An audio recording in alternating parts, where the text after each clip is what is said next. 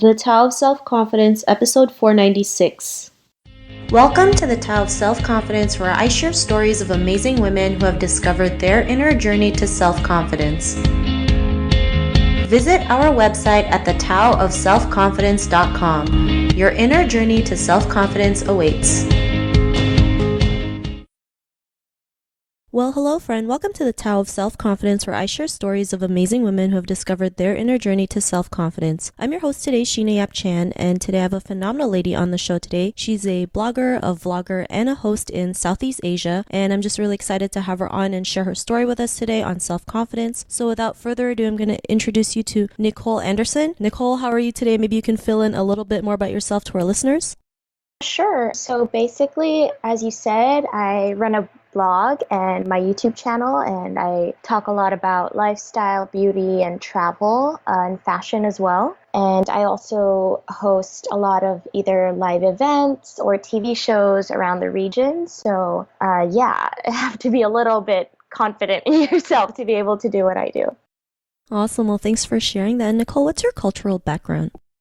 My cultural background is I'm a mix of Filipino, Spanish, and Swedish, although a lot of my family lives in California, and I was born in California and went to university in San Francisco. Thanks for sharing that. And what would be your favorite self-confidence quote?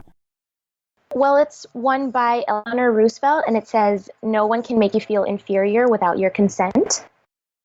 Thanks for sharing that, and I think that's a great quote, right? I mean, as women, especially Asian women, we feel like we need to ask permission before doing anything, right? And really, it just starts with us to go out there and do what we want and go after what we want to do. So thanks for sharing that quote. And, in your own words, how would you define self-confidence?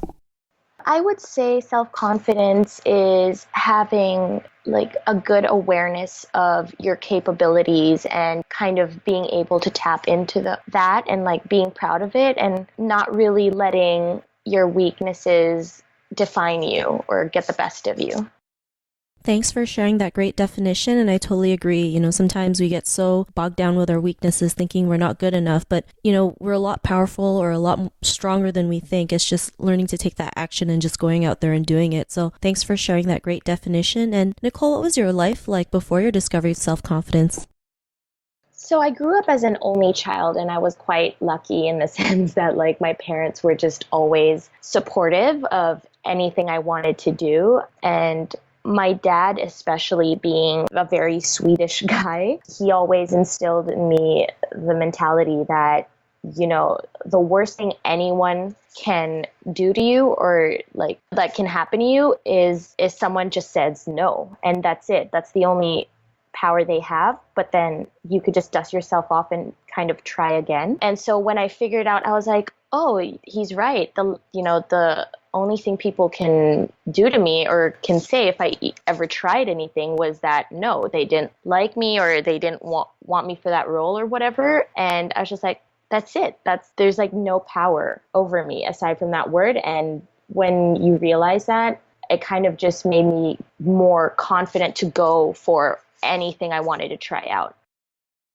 Thanks for sharing that. That's a great lesson to learn because, sometimes when we hear the word no, it feels like it's the end of the world, right? And sometimes no doesn't always mean no forever. Sometimes no just means no, maybe not right now. And, sometimes if it does say it's like a total no, sometimes it could be a blessing in disguise. So yeah, I always believe there's something, good that comes out of it. And, what was that point in your life when you realized you can go out there and, like be a blogger, a host, going after what you want? What was that aha moment? Well, I kind of, because I had that kind of mentality instilled with me, I think I was quite lucky in that I didn't really have one aha moment. It was just a kind of buildup of all of the no's that I've gotten. And because, especially as a host, we tend to go out for a lot of auditions, and I've gotten a lot more no's than I have yeses. But then I just realized that, all right, well, like you said, maybe it's just no for right now, but that doesn't mean you stop trying and you give up, because the moment you give up is when in my mind, what I tell myself is when they win, because then you let that no define you. Thanks for sharing that. And I love how you mentioned, you just keep going and not have the word no define who you are and what you do because, like you mentioned, we'll get more no's than yes. And, the more you just hear it and kind of let it go and just keep going, the more confident you're just going to go out there because, some of the most successful people, they've gotten 1,000 no's, 10,000 no's, but they kept on going. And, because of this mentality and your realization, what's your life been like now?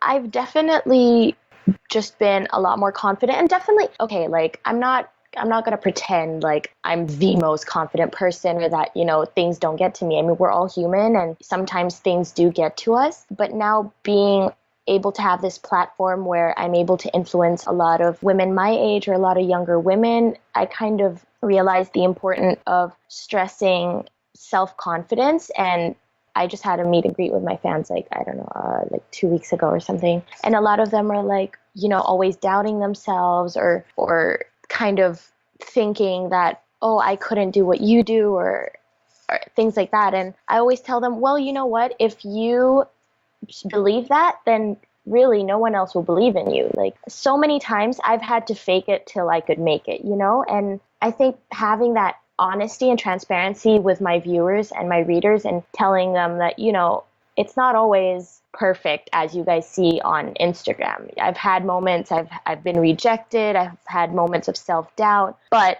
if I had given up, I wouldn't be where I am today, and I kind of want to be able to share that with them so that they know that, all right, all it takes is to tell someone or let them know that, no, I think I could do this. And therefore people will believe that, oh, yeah, maybe she actually can. And like, just look for like applying for universities or applying for a job. I mean, I always put it in their heads like, okay, think about it. Put yourself in the auditioner's shoes or put yourself in the interviewees or the interviewer's shoes. Would you hire someone who wasn't confident in their skills? And most of the time, or actually all of the time, the answer is always no. Like, and sometimes it's, I think, just putting it that blatantly and that simply that like, would you do it if they were in your shoes? Like, would you hire them if you asked them a question? They were like, I don't know. Actually, I don't know if I'm right for this. Then they'd be like, well, if she doesn't know, we definitely don't know? So when you put it that way, they're kind of like, oh yeah, you're right. And I think it's just as simple as that. Thanks for sharing that. And, Nicole, to the woman who's listening to your episode, she may be in her own journey of self confidence. What would be that one tip you would give to her?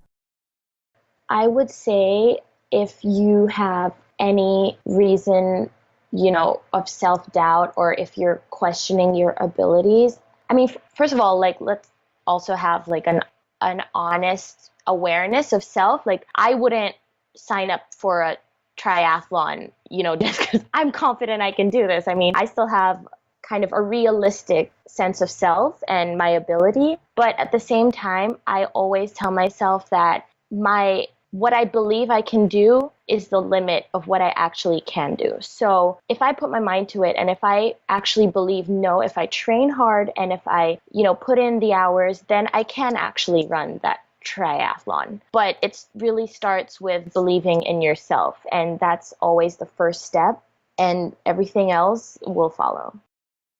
Thanks for sharing that. And I love how you mentioned having that honest awareness of self, right? Because sometimes when we try to do something new, we feel like we have to get it on the first try. And then if we don't get it, we're like, oh, we can't do this, Well, yeah, but if you think about like all of the major, let's say, athletes, no one gets whatever, like no one gets into the NFL on their first try. It takes, days of like blood, sweat and tears and really putting in the work. And I feel like for anything, even with where I am in my career and like my viewers, they think it was an overnight success and that, oh, I just wanted to start a blog and here I am now. No, it took work. It took me saying, you know what? I'll give it a try and I'm going to try my best and I'm going to keep at it until I'm better. And I didn't go into it thinking, oh, I'm amazing. I have all of these thoughts. Everyone should hear what I'm going to say. Like, let me put it out on the internet. No, it's just, all right, this is what I think I can do. And if I work harder, I think I can get better. And I definitely think that there has to be a healthy balance of self-confidence and believing in yourself, but also being able to or being willing to put in the work to get to where you want to be. Thanks for sharing that. And I totally agree with you on that. Like, I think some people forget the story. They always see the glory. So, I love hearing stories like it takes work, but the work is totally worth it when you see, people being able to live life on their own terms. So thanks for sharing that. And Nicole, if our listeners wanted to get to know a little bit more about you and what you do, check out your blog or your videos. Is there any links or social media profiles we can connect with? Yes, please do. You guys can follow me on Instagram. That is Nicole_Andersson with 2 S's. So it's Nicole_ANDERSSON. You can also check out my YouTube channel where I basically put everything out there. You could just search on YouTube, Nicole Andersson blog. And yeah, everything's on YouTube and Instagram right now. Thanks for sharing that. And to our listeners, if you want to connect with Nicole, you can also head on over to thetaoofselfconfidence.com and search for Nicole's name. Her show notes will pop up along with everything else that we talked about. And I just really want to thank Nicole for taking the time to share her story and tips with us on self-confidence. So thank you so much, Nicole. Of course. Thank you so much for having me. Not a problem. It was great having you on the show. And to our listeners, be on the lookout for another new episode of another amazing woman's journey to self-confidence. And we'll talk to you soon. Bye for now. Thank you for tuning in to another amazing episode of the Tao of Self-Confidence. Get your free self-talk tape for building self-confidence by visiting our website at thetaoofselfconfidence.com. Your inner journey to self-confidence awaits.